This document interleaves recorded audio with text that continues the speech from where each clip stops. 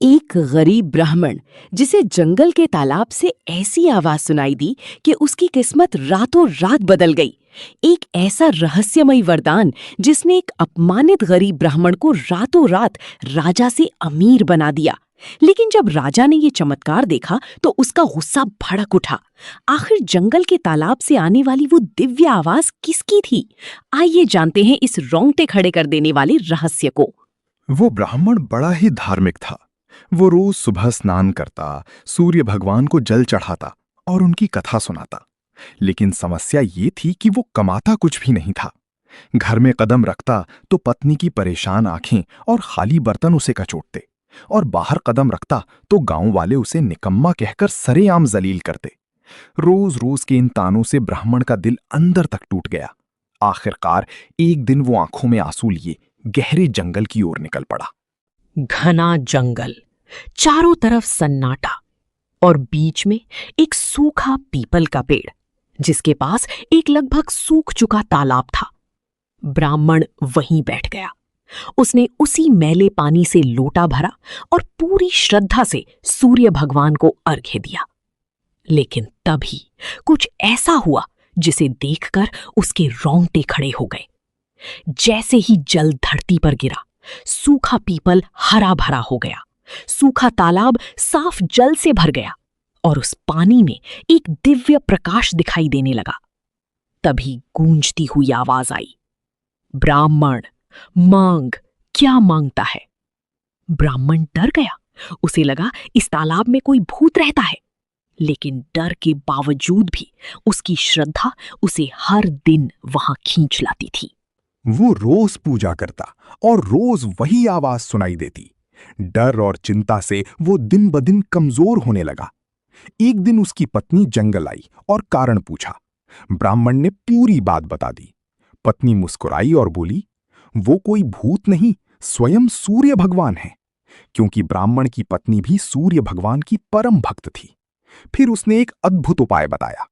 जब भगवान फिर पूछें तो कहना, 9 खंडे महल में सोने के पालने में पड़े अपने पड़पोते को दास दासियों द्वारा झुलाते हुए अपनी आंखों से देखूं।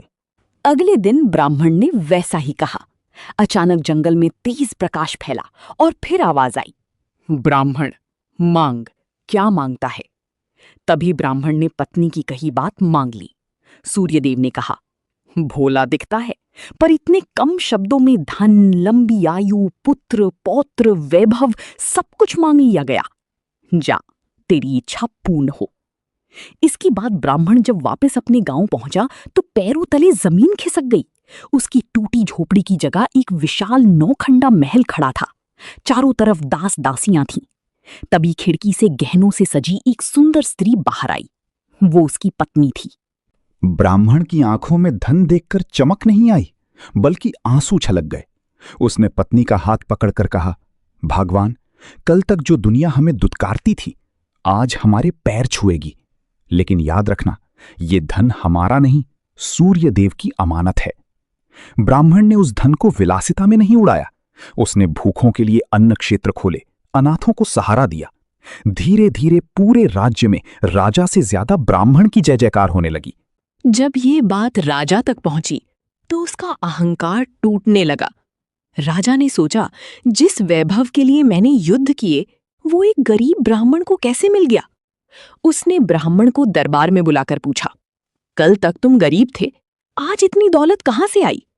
ब्राह्मण ने हाथ जोड़कर कहा, हे राजन, ये ना चोरी है ना डाका, ये तो सूर्यदेव की कृपा है, जिनकी रोशनी गरीब और राजा में कोई फर्क नहीं करती।